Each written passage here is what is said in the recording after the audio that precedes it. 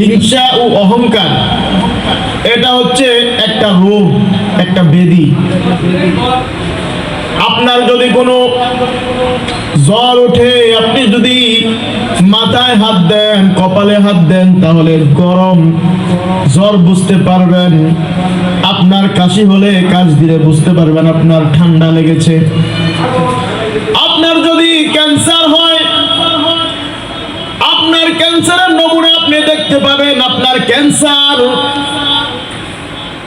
এই হিংসা এবং অহংকার এটা এমন বড় একটা ব্যাধি, এত বড় একটা রোগ, এটা আপনি দুনিয়ার কোনো যেই যত মিশিং রয়েছে এই মিশিং দিয়ে আপনি দেখতে পাবেন না। এই ক্যান্সারের চেয়ে আরো মারাত্মক এই ব্যাধি হচ্ছে হিংসা এবং অহংকার। এই হিংসা এবং অহংকার আপনার শরীরের মধ্যে দেখা যাবে না, অথচ এটা আপনার শরীরের সবচেয়ে মেইন যে জায়গাটা অন্তর, আপনার মন, আপনার অন্তরের মধ্যে এই ব্যাধিটা রয়েছে। হিংসা এবং অহংকারের যে ব্যাধি, এটা হচ্ছে মানুষের একেবারে মেইন জায়গা, যেটা হচ্ছে মন, অন্তর। এই মনের মধ্যে হচ্ছে আপনার এই ব্যাধিটা, ক্যান্সারের চেয়ে মারাত্মক ব্যাধি হচ্ছে এটা হিংসা এবং অহংকার। এই হিংসা এবং অহংকার, এই হিংসা হচ্ছে রাসূলুল্লাহ সাল্লাল্লাহু আলাইহি ওয়াসাল্লাম বলে এটা হচ্ছে একটা আগুনের মতো। ইয়াকুম ওয়াল হাসাদা, রাসূলুল্লাহ সাল্লাল্লাহু আলাইহি ওয়াসাল্লাম বলেন তোমরা ইয়াকুম ওয়াল হাসাদা, এই হিংসা থেকে বেঁচে থাকো, হিংসা থেকে তোমরা বেঁচে থাকো।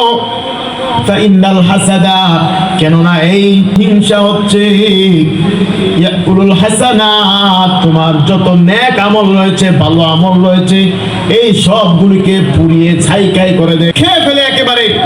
তোমার নেক যত ভালো কাজ যত রয়েছে, এই ভালো কাজগুলিকে খেয়ে ফেলবে। ইয়াকুলুল হাসানাত কামা তাকুলুন নারুল হাতাব, কিভাবে কেমন করে খেয়ে ফেলে? আপনার যখন শুকনা কাঠ থাকে, কাঠের মধ্যে যদি আগুন লাগিয়ে দেওয়া হয়, শুকনা কাঠকে যেভাবে আগুন খেয়ে ফেলে, ঠিক তদ্রূপ ভাবে আপনার যেই হিংসা রয়েছে, এই হিংসা হচ্ছে আপনার নেক আমলগুলিকেও কাঠের মতো আগুন যেভাবে খেয়ে ফেলে, এই আগুন আপনার নেক আমলকেও খেয়ে ফেলে। বলেন নাউজুবিল্লাহ। এই জন্য হিংসা থেকে নিজেকে বেঁচে থাকতে হবে। রাসূলুল্লাহ সাল্লাল্লাহু আলাইহি ওয়াসাল্লাম যেহেতু বলেছে, আর নেক আমল তো খেয়ে ফেলে দেয় এটা। আপনি নেক আমল করলেন, আবার হিংসাও করলেন, আপনার অন্তরে হিংসা, এখন আপনার নেক আমল আর থাকবে না, এটা ছাই হয়ে যাবে। শুধু তাই নয়, এটা তো আপনার নেক আমল খেয়ে ফেলবে। আপনি যার জন্য হিংসা করলেন, আপনার প্রতিবেশী অনেক বড় ঘর তুলেছে, আপনার প্রতিবেশীর অনেক সম্পদ রয়েছে, আল্লাহর অনেক নিয়ামত দান রয়েছে, আপনি এগুলো রেখে হিংসা করতেছেন। হিংসা করার কারণে আপনার অন্তরে আপনি যে আগুন লাগিয়ে দিয়েছেন, মাথায় পানি ঢাললে এই আগুন নিভবে না। ডাক্তারের কাছে জায়গা যদি বলেন, ও ডাক্তার সাহেব আমার বুক ব্যথা করে, আমার খুব কষ্ট হচ্ছে, আমাকে কিছু ঔষধ দেন, ডাক্তার আপনার এই হিংসার মাধ্যমে যে অন্তরে আগুন লেগেছে এটার ওষুধ দিতে পারবে না। এই আগুন আপনি নিজে জ্বালাই দিয়েছেন আপনার অন্তরে। হিংসাকারীরা নিজেরা আগুনের নিজে জ্বলে, এমন জায়গায় আগুনটা লাগে, একেবারে তার মেইন জায়গা, তার অন্তরের মধ্যে তার আগুনটা লাগে।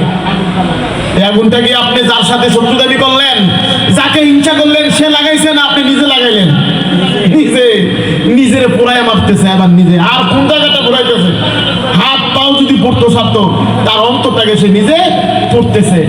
এই জন্য হিংসা থেকে বাঁচা রাখতে হবে।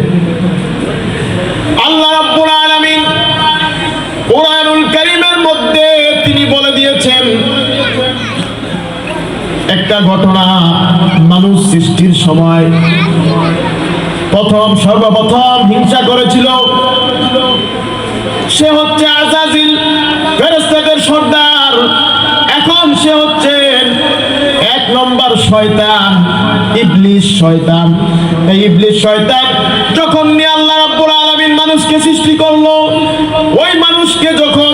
করার কথা বলল, এই যে আজাজিল ছিল ফেরেশতাদের সর্দার, এখন এই ইবলিস বলে, ও আল্লাহ, আমি তার কিভাবে তাকে সেজদা করব? সে তো আমার চেয়ে অনেক নগণ্য ছোট। কেননা খলাকতানি মিন নার, তুমি আমাকে আগুন দিয়ে সৃষ্টি করেছো, ওয়া খলাকতাহু মিন তিন, আর এই মানুষকে তুমি সৃষ্টি করেছো মাটি দিয়ে। সুতরাং মাটি তো এটা দুর্বল, আর আগুন তো হচ্ছে দাউ দাউ করে উপর দিকে উঠে। আগুন হচ্ছে সুন্দর, মাটি তো এত সুন্দর না। এই জন্য সে অহংকার করে বলে, আমি তার চেয়ে বড়, খলাকতানি মিন নার, আমি তার চেয়ে উত্তম, আমাকে আগুন দিয়ে সৃষ্টি করেছ, আমি তাকে সেজদা করব না, আমি তার কাছে নমনীয় হব না। আল্লাহর যে আদেশ, ওই ইবলিস, সে ছিল আজাজিল, ফেরেশতাদের সর্দার, এখন সে হয়ে গেল আল্লাহর আদেশ না মানার কারণে, তার অন্তরে হিংসা থাকার কারণে, অহংকার করার কারণে এবার সে হয়ে গেল ইবলিস। সে জান্নাত থেকে নেমে গেল, সে এবার চির জাহান্নামী হয়ে গেল। বলেন নাউজুবিল্লাহ। সর্বপ্রথম গুনাহটাই হচ্ছে এই হিংসা অহংকার। এই হিংসা অহংকার থেকে আমরা নিজেরা বেঁচে থাকতে হবে, এবং আমাদের সন্তানদেরকে, আমাদের আপনজনদেরকে আমরা এই সম্পর্কে নসিহত করতে হবে। হযরত লুকমান, তিনি একজন আল্লাহর ওলি ছিলেন। লুকমান তার সন্তানকে বলে, ও আমার সন্তান, সে সন্তানকে সুন্দর করে ডেকে অনেকগুলা উপদেশ করেছিলেন। হযরত লুকমান তার সন্তানকে বলে, ওয়ালা তুসাইর খাদ্দাকা লিন্নাস ওয়ালা তামশি ফিল আরদি মারহা।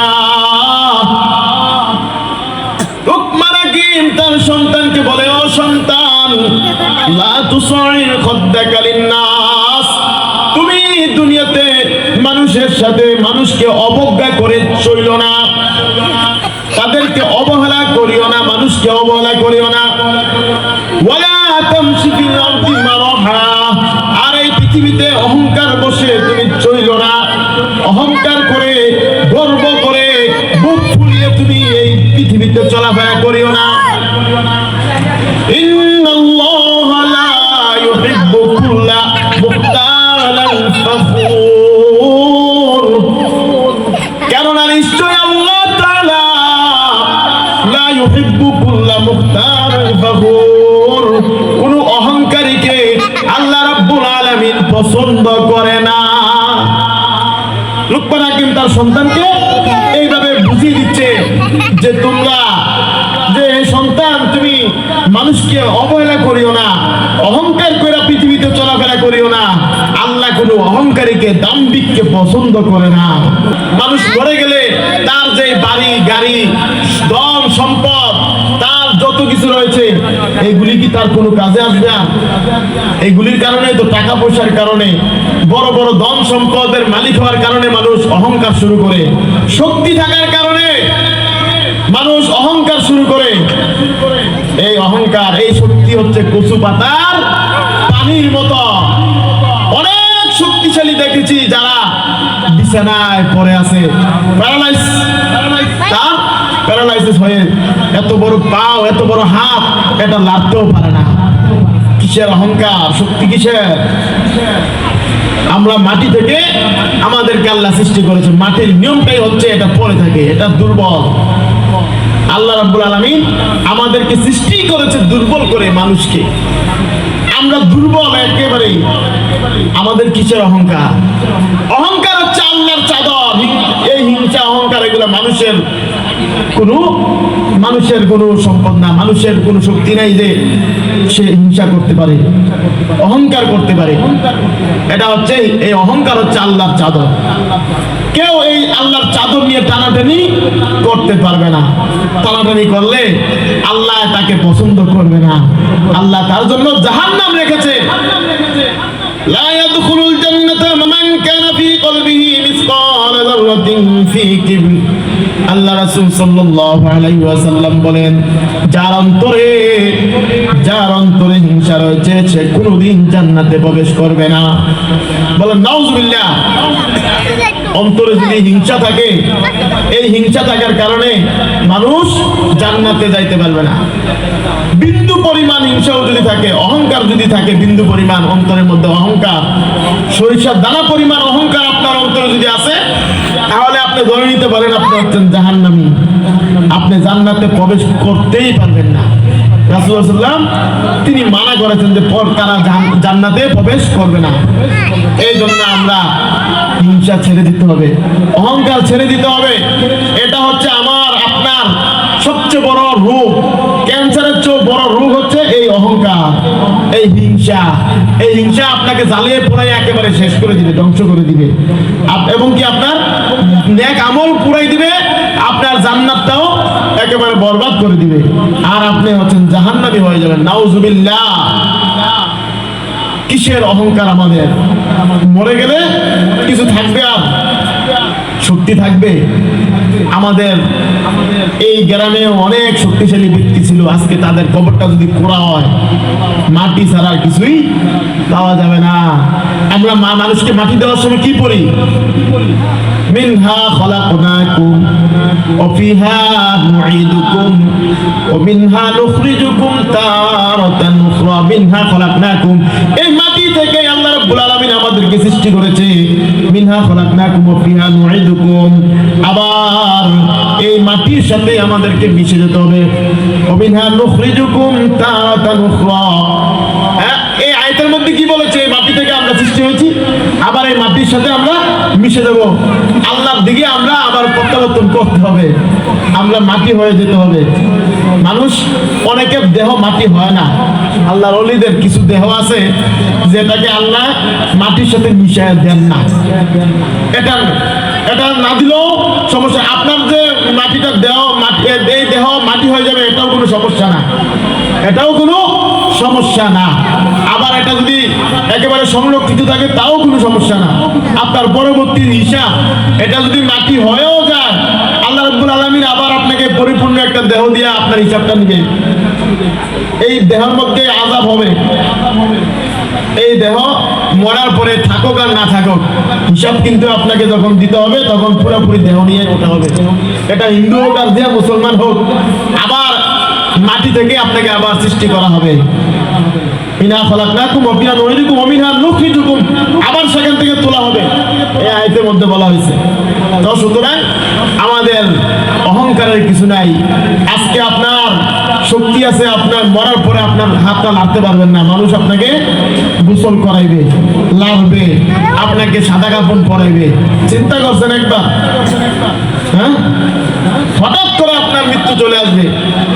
চোখেরই পলকে তুমি হতে পারো না, চিরতরে বন্ধ হবে তোমার নিঃশ্বাস।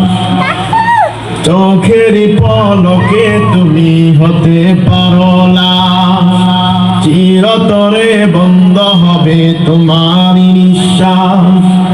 কবে এলাম তোমারই নাম মসজিদের মাইকে, কবে এলাম তোমারই নাম মসজিদের মাইকে। বাড়িওয়ালা নাই রে, বাড়ি নাই রে দুনিয়াতে, বাড়িওয়ালা নাই রে, বাড়ি নাই রে দুনিয়াতে। সবাই বলে মারহাবা। আলহামদুলিল্লাহ, আমাদের আজকে মাহফিলের প্রধান অতিথি